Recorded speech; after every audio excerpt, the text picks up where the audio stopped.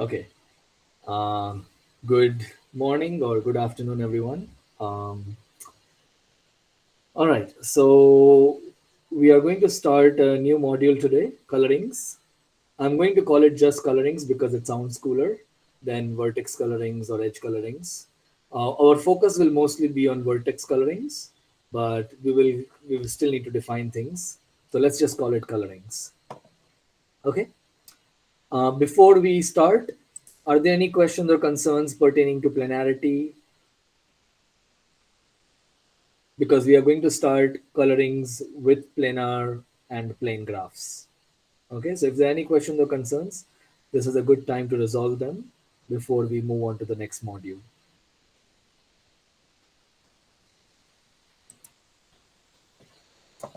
All right, if not, those of you who are from CMI, you probably have to do some sort of registration at CMI. You would have received an email in your CMI email ID from CMI admin or some faculty.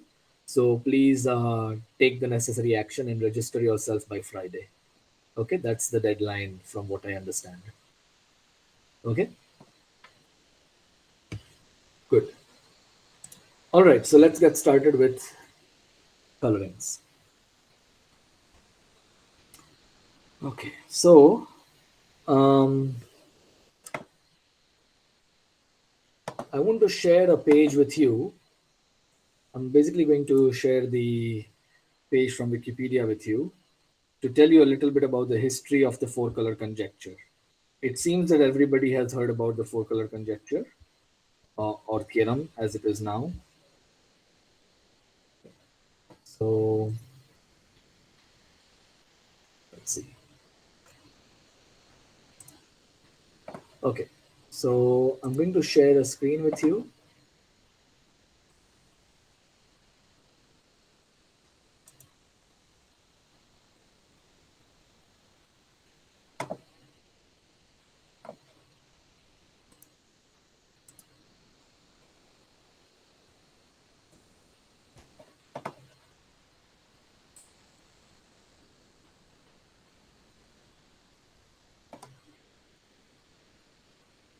Hmm.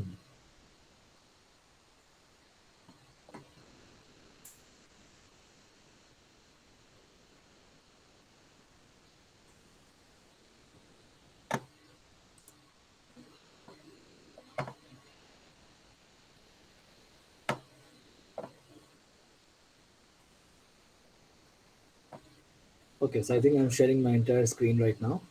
Okay, so in 1852, there was a conjecture by Guthrie's. There were two brothers, Francis and his brother. So we don't know exactly who conjectured the statement, uh, but the but there was a letter from D. Morgan, the very famous D. Morgan's laws guy, saying the following: a student of mine, Guthrie, asked me to today to give him a reason for a fact which I did not know was a fact and do not know yet. He says that if a figure be anyhow divided and the compartments differently colored, so that figures with any portion of common boundary line are differently colored, four colors may be wanted, but not more. The following is his case in which four colors are wanted. Query, cannot a necessity for five or more be invented? Kind of old, strange English. Okay. So let's take a look at what this means. As you can see, he hardly uses any mathematical notation or terminology. It's just plain English to explain the conjecture. Okay. So let me now go back to our regular notebook.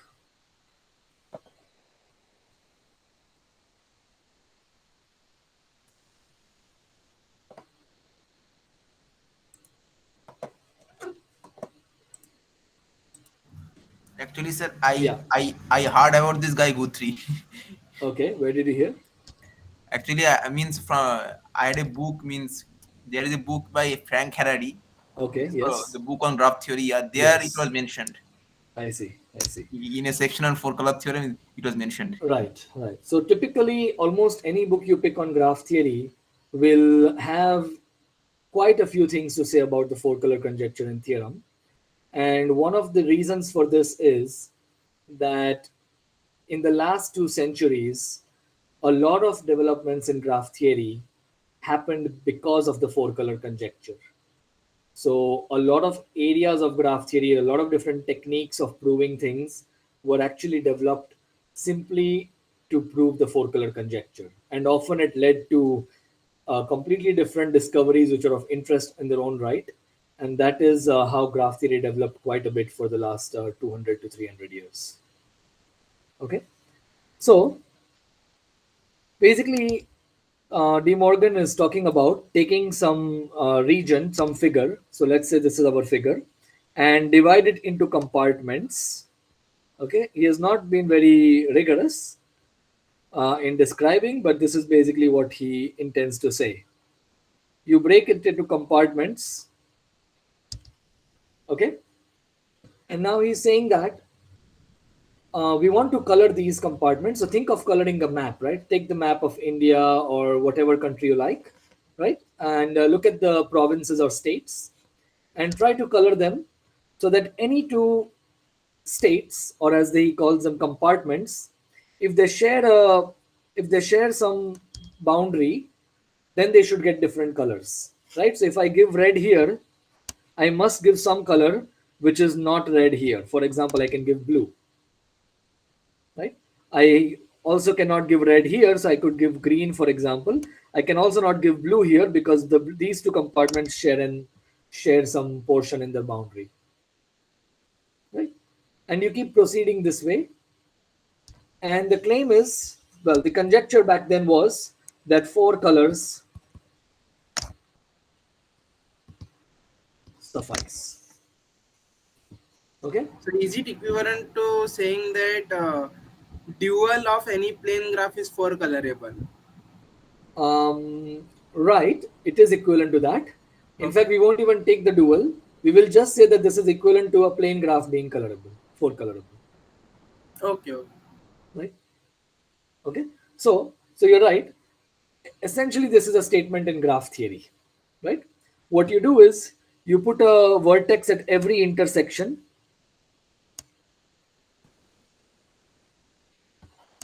and whenever two vertices are joined by a line, you consider that as an edge. So this would be one of your edges, for example, right?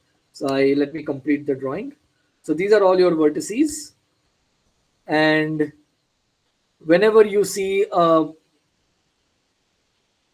okay, there is more vertices. I have forgotten. There are more vertices here. Okay, good. I think this is it.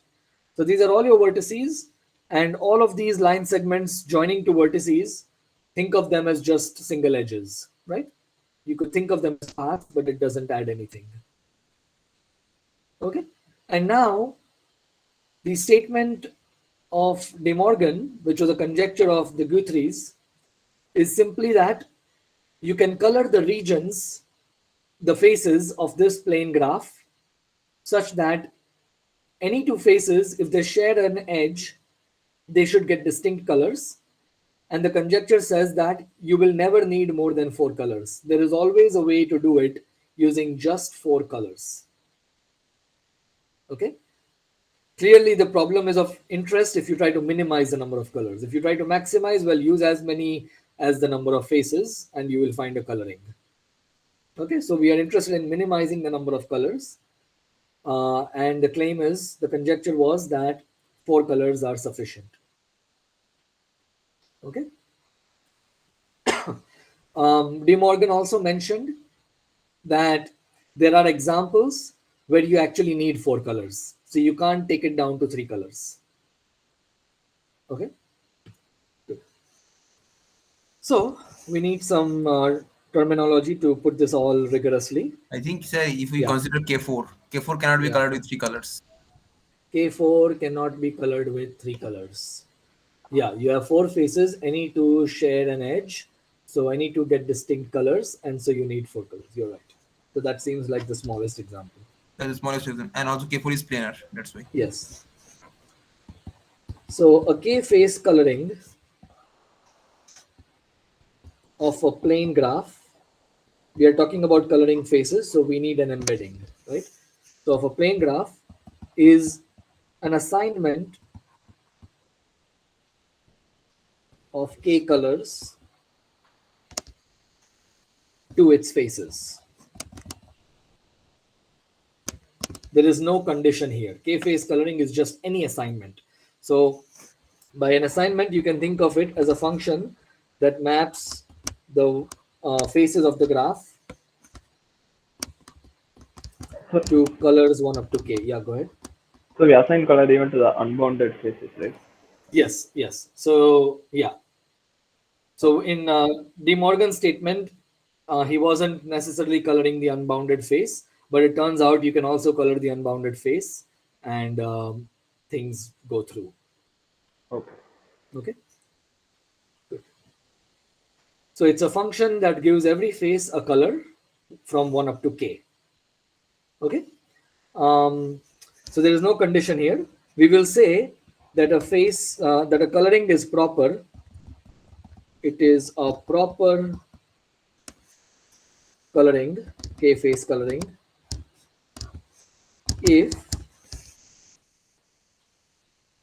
um, whenever two faces share an edge, they receive distinct colors. All right. Yeah. So it's a proper coloring if whenever two faces share an edge, they receive distinct colors. Okay. Um, and the conjecture back then, 11.1, I'll put it in double quotes because it is no longer a conjecture. This is from 1852. It says that every plane graph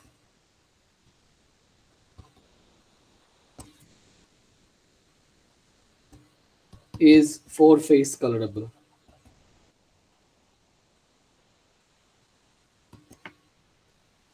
Okay. It turns out that this is equivalent to what De Morgan wrote. Okay, and the equivalence is sort of clear once you uh, turn the map into a plane graph the way we discussed. Okay, so I won't spend time on the equivalence. It's fairly clear.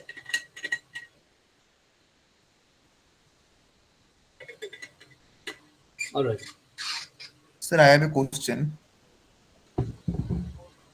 So Yeah. basically face coloring. So basically face coloring of a plane graph is basically equivalent to vertex coloring of its plane dual, right? That's right. We are going to discuss that too. Okay.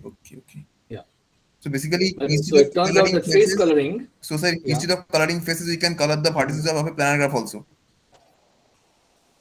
that's right. Exactly. Okay. And it has the advantage that you don't need an embedding. You don't need embedding. Yes, Okay. exactly. Yeah. Exactly. Okay. Good. So, rather than coloring the faces of a plane graph, what Aranya is suggesting is that we construct another graph, the dual, and color its vertices, right? So, let's just draw the dual in this example so that the equivalence is clear by example. Okay. So, remember, this is how we draw the plane dual, right? And now, coloring faces of the original graph so that you get a proper k-face coloring is the same as coloring the vertices, but now you make sure that whenever two vertices are joined by an edge, they receive distinct colors, right? Okay. So clearly, by duality, equivalent by duality,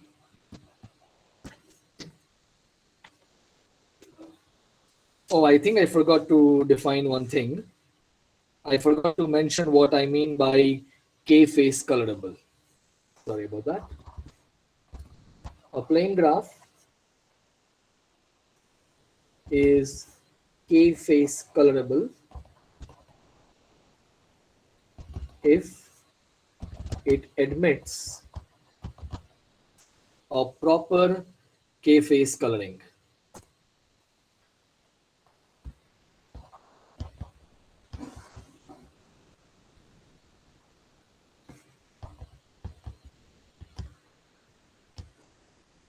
Okay. And the conjecture says that for every plane graph, it is 4-phase colorable.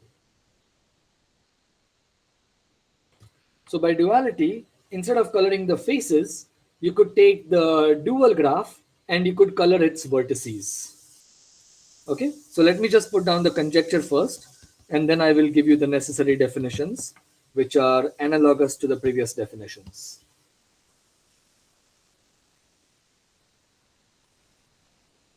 Every planar graph is 4-vertex colorable.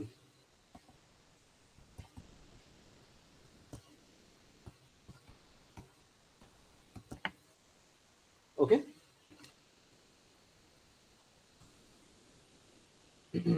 So let's put down the definitions for vertex coloring.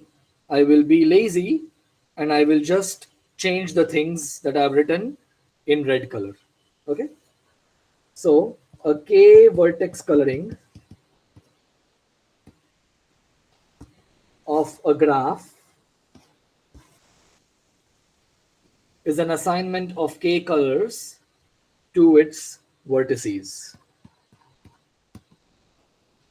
instead of faces. Okay. So we are replacing this by what's written above it. Okay. So now you have a function from the vertices of the graph instead of the faces of the graph. Okay. And we will call it a proper coloring if whenever two vertices are adjacent or they share an edge, which basically means there is an edge joining the two vertices, they receive distinct colors, right? So instead of faces, we have vertices here. Share an edge is the same as there exists an edge joining them. Okay. Good. All right. Any questions or concerns? Sir, this is only true from when the edges are links, right? That's right. Exactly the point I wanted to come to. We cannot have loops because if there is a loop, then you cannot give the same vertex. You cannot give any vertex to that, any color to that vertex, right? Because it has to have a different color from itself. Okay. So that's a good point. So when we talk about vertex colorings, we will talk about loopless graphs. Every planar loopless graph is 4-vertex colorable.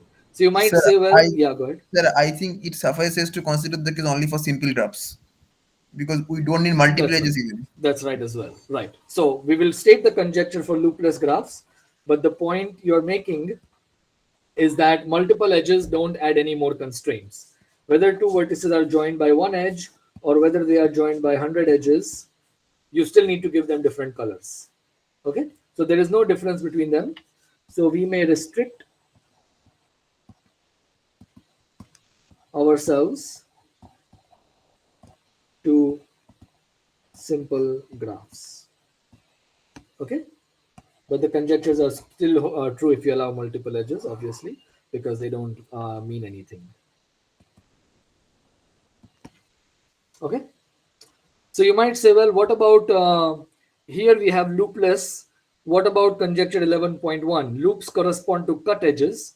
So it is quite common to say that every plane graph without cut edges is 4-phase colorable. Although the statement as we have defined is also true for with cut edges. So it's very common to include without cut edges. One way to think about it is the following. You look at an edge. If it is a cut edge, so what you say is that for any edge, the two colors on the two sides are different from each other. But for a loop, the two sides are the same, right? It's the same face on both sides. So it cannot have different color from itself. So that's one way to think about loops.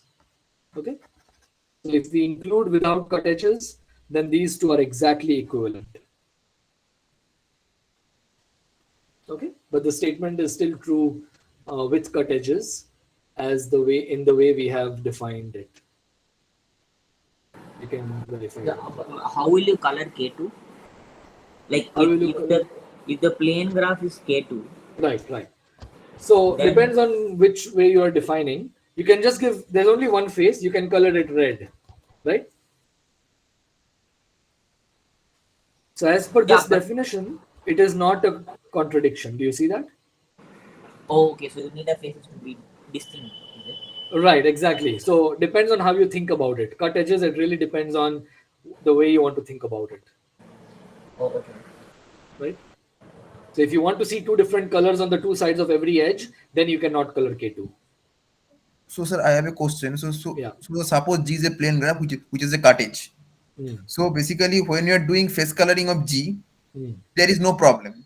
But when you Right. go to the dual graph of G, Right. the face, the edge corresponding to that particular edge in the dual graph will be a loop, Right. and then there will be a problem. That's right. Okay. Right? So that can be avoided in multiple ways. You can just say in vertex coloring, you can change the definition and you can say that it's only applicable for links and not for loops. Right? So that's one way to solve the problem. Or sir, can we take the underlying simple graph of the dual graph in some context? Yeah, that's the same, right? It's you ignore the loops or you take the underlying simple graph. It's more or less the same in context of vertex colorings. Okay, sir. Okay, sir. Okay, sir. Okay, good. So anyways, those are technicalities, which is why I like to put this in brackets. Okay.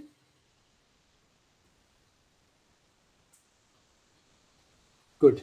Any questions or concerns regarding the statement of the four color conjecture now theorem? Right? What is the advantage of this conjecture?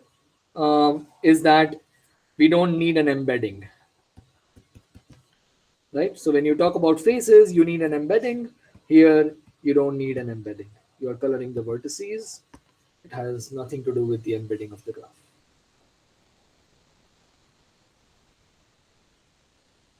Okay. All right.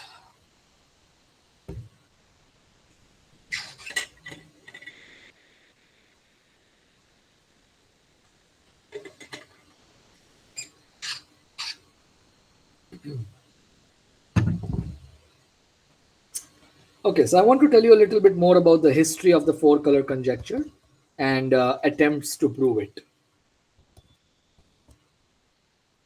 Okay, because those attempts, although many of them failed until the 1970s, they led to interesting developments in graph theory, and also they led to contributions to the final proof of the conjecture. Okay, so there were lots of false proofs between 1850 when the conjecture was announced and 1970s, but I will tell you about two failed attempts that were really important.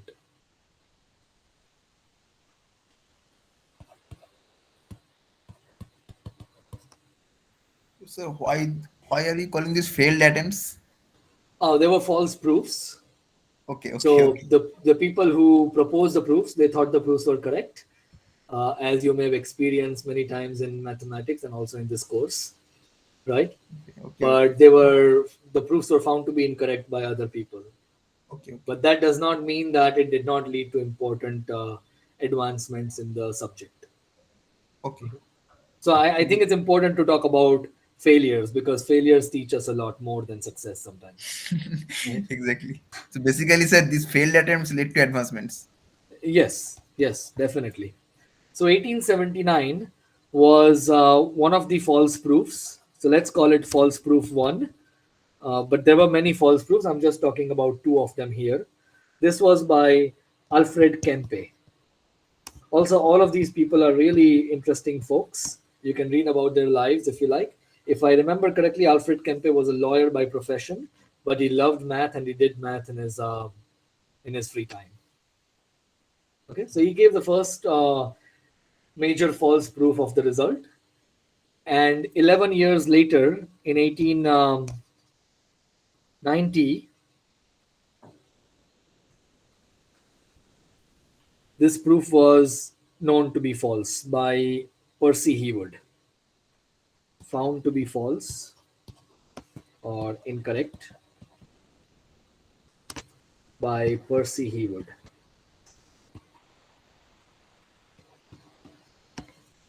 Okay. Although Percy Heawood found Alfred Kempe's proof to be incorrect, using Kempe's ideas and his own, he was able to find a correct proof of the 5-color theorem. So rather than saying 4 colors suffice, he was able to show that 5 colors always suffice. Okay, proved the 5-color theorem. So I think this guy has a theorem called Heawood map coloring theorem. I think so, but I don't know about it, at least off the top of my head, but I've read about it. Okay, so that was one false attempt that was found to be incorrect. And there was another important false attempt in 1880. Let's call it false proof 2.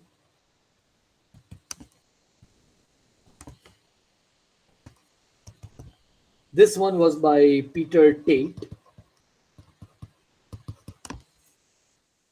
Okay, and Tait's proof was found to be incorrect in exactly 11 years later, again 1891, by a very important guy called Julius Petersen. Found to be incorrect by Julius Petersen.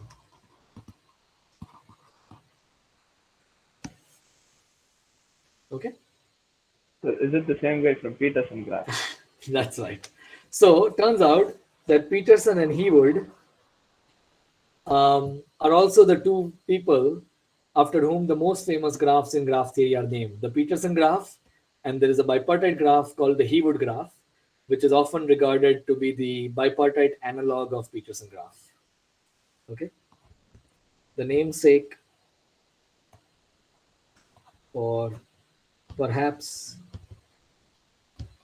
the most important graphs in graph theory.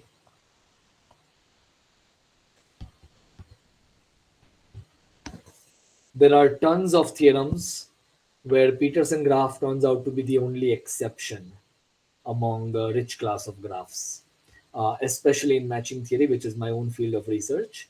And similarly, there are results, perhaps not as many, but still quite a few, where Heawood graph turns out to be the only exception. Okay, so the false attempts of Kempe and Tait did lead to the works of Heawood and Petersen, who eventually found the two of the most important graphs in graph theory. Okay. All right. We will also talk about Tait's approach. So Tait, although gave a false proof, Tait found a very nice connection between vertex colorings and edge colorings in the context of the 4-color conjecture. So found an interesting connection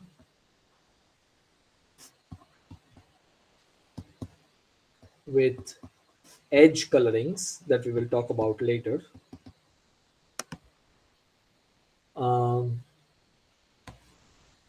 Right, and this also led to the development of matching theory, which will be our last module in this course.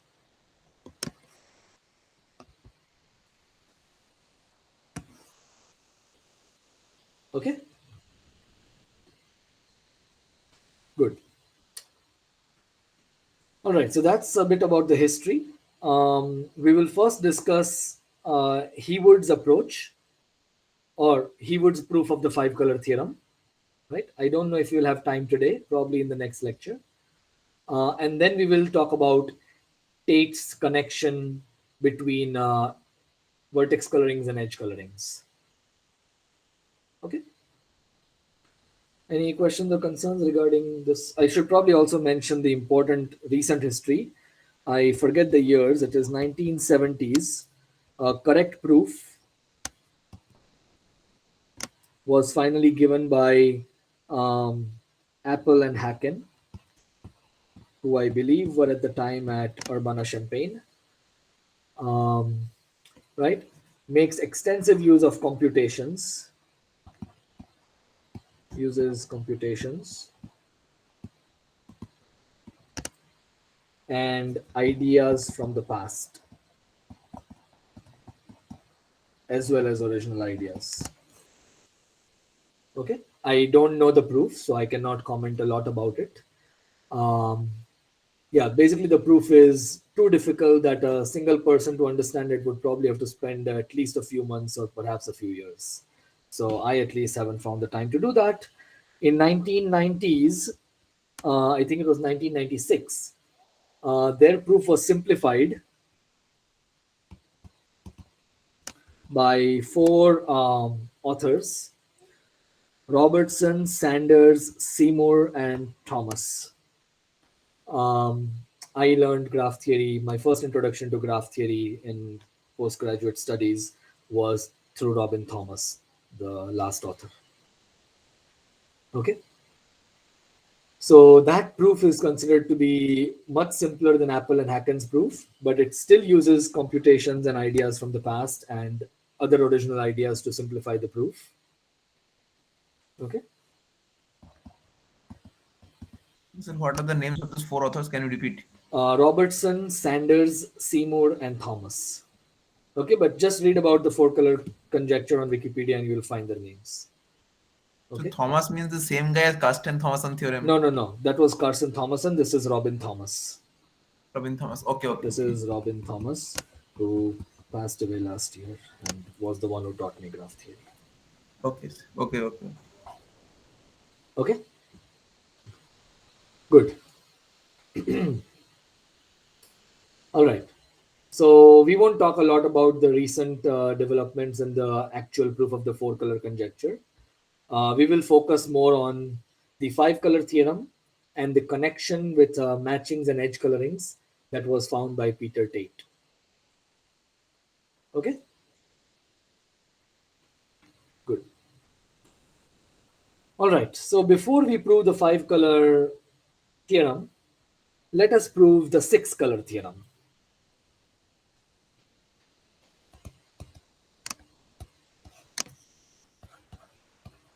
I don't think Bondi and Murthy even have it as a numbered result. They just discuss it. Okay. So how would we prove that any planar graph? So let's look at this conjecture for vertex colorings.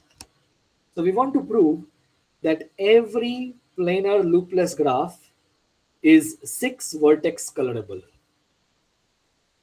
Okay. Every planar loopless graph is 6 vertex colorable.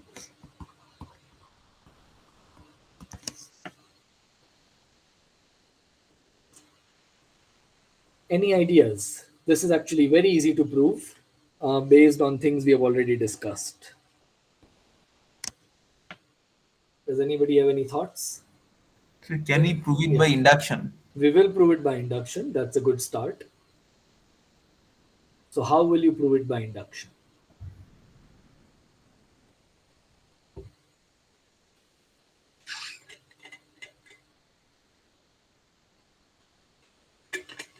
So, can we split it into cases of separable or non-separable? We can. Turns out it's not necessary. Okay. But still, you can keep thinking along the same lines. Sir. But yeah, go ahead. So sir, I have an idea. So idea is basically, Yeah. means will it be by induction or number of vertices? Yeah, we can. So yeah, we will prove by induction on the number of vertices. So we will prove by induction on the number of vertices of the graph. Okay, and the point I want you to note is that every subgraph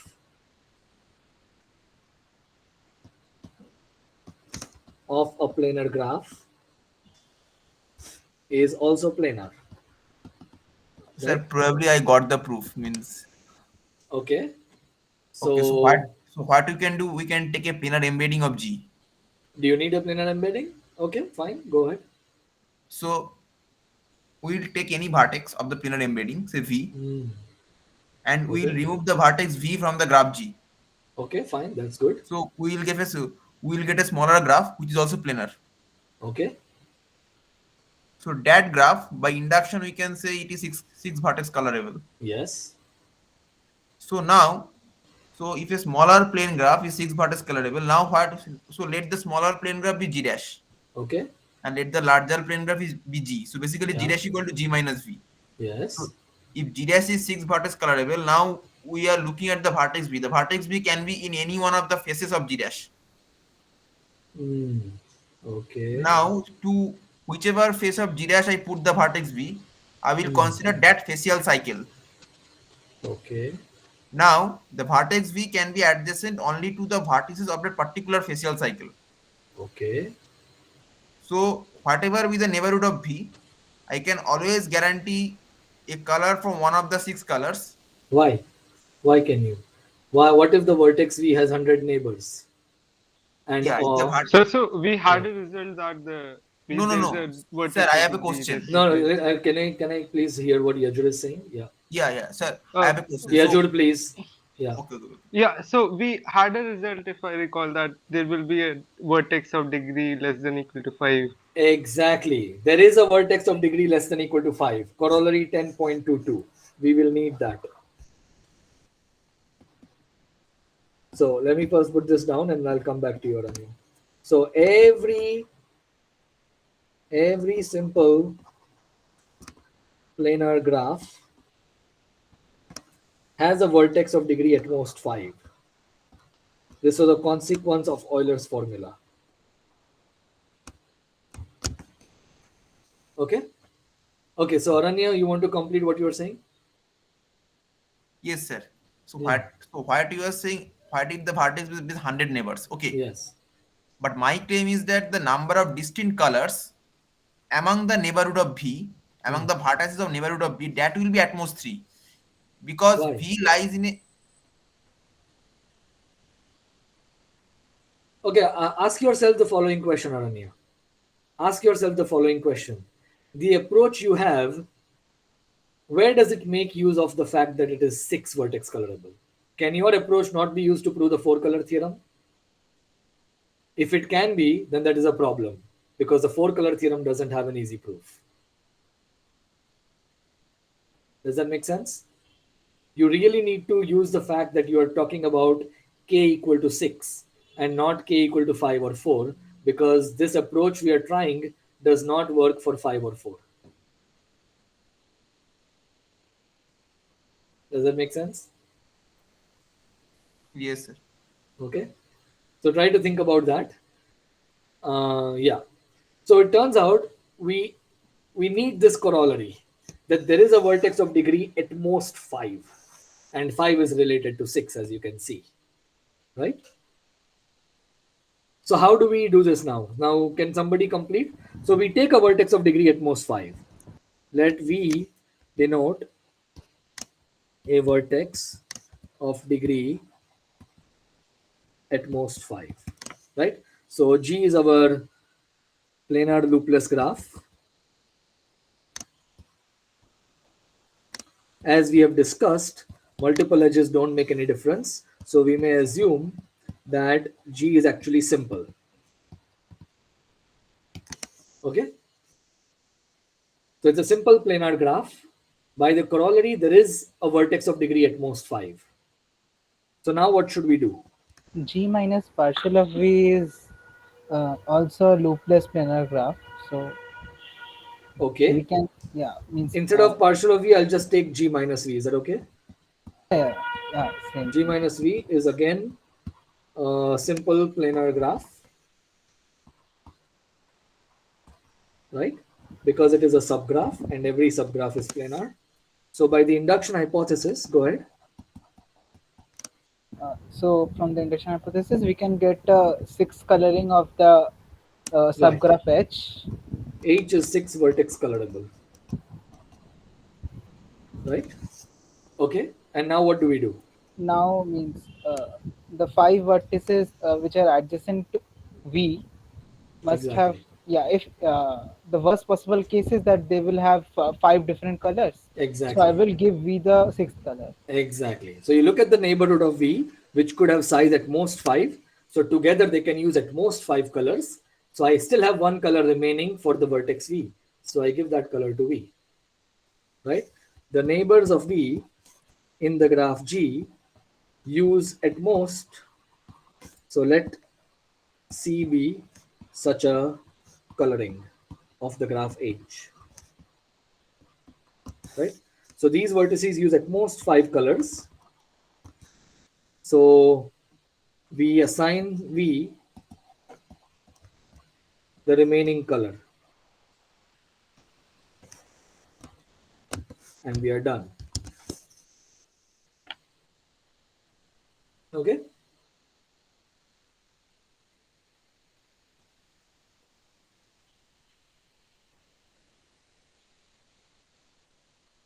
Any questions or concerns regarding this proof?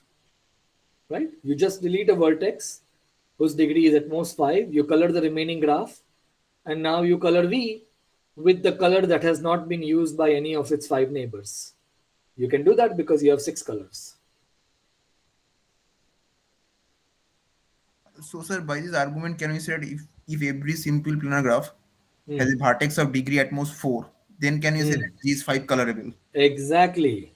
So, what is the problem with using this approach to prove the 5 color theorem? So, if every planar simple graph had a vertex of degree at most 4, you would be able to prove the 5 color theorem using the same idea, right? Unfortunately, there exist planar graphs, simple planar graphs, where each vertex has degree at least 5. You will see such a graph on assignment 3. So it is icosahedron. Exactly, icosahedron. On assignment 3, there exists such a graph. Okay, but that is not the only graph. If it was the only graph, again you would be fine because you would prove the theorem for all graphs except that graph, right? And then you would prove it for that graph. Okay, but So unfortunately basically, there so are many such basically, so graphs. basically, sir, there is a rich class of planar graphs where each Right, vertex has degree at least 5. there exist infinitely many such graphs. Okay, and there is no good characterization of those graphs, so therefore you cannot use this approach for the 5 color theorem. But sir, can you we can say that it suffices to prove the 5 color theorem only for these infinitely many graphs? Yes, yes, if you prove it for these graphs and then you deal with the other graphs separately like the above proof, then you would be done, Yeah, exactly, right? exactly, yeah. So this approach fails for the 5 color theorem. Okay, so generally if I want to say 5 color theorem, or I'll just write 5CT. Okay, maybe I'll put it here, 4 color conjecture. Okay, good. Any questions or concerns again regarding this proof?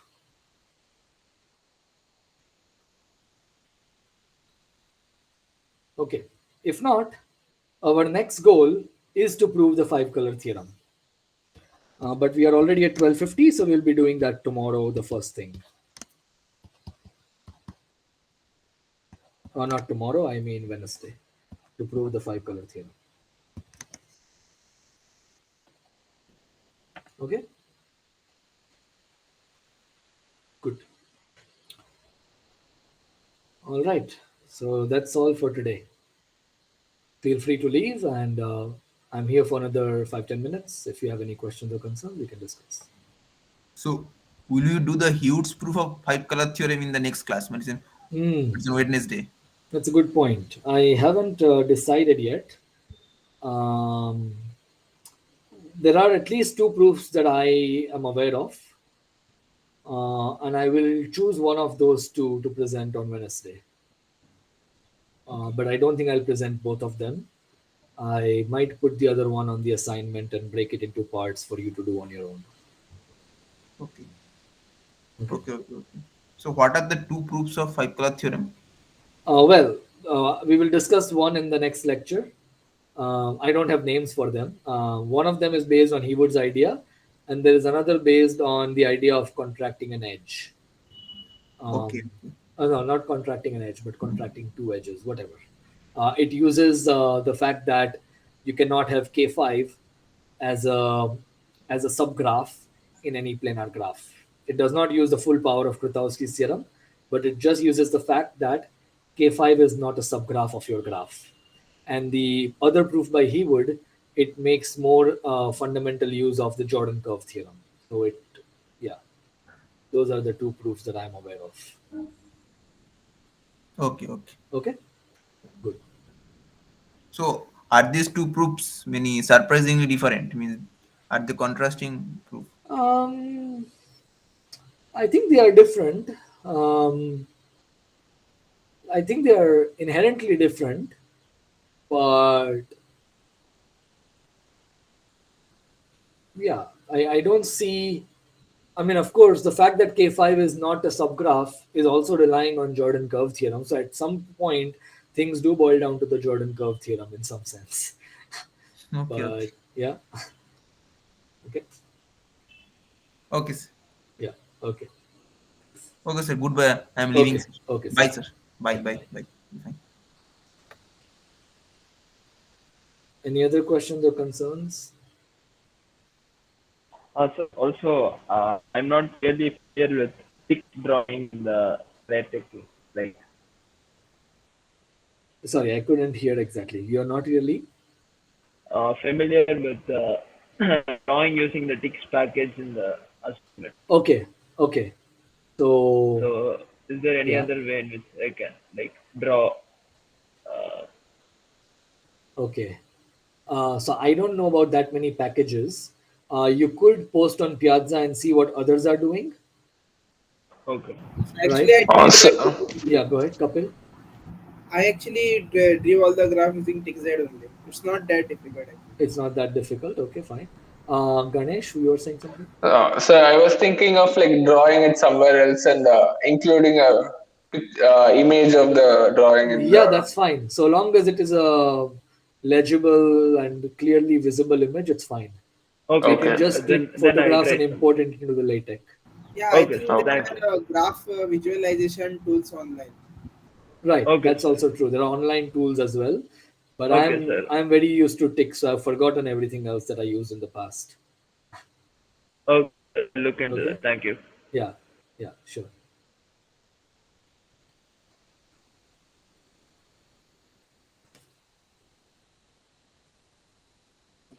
So have any of you seen results like the 5-color theorem before, like the proof of it or anything? No, not me. No, sir. Okay. No, sir.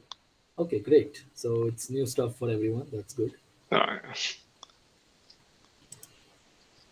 So, what kind of ideas does it actually use? Which one? The 5-color theorem? Yeah. Right. So maybe I'll stop recording now, and then we can continue the discussion. Give me 1 second.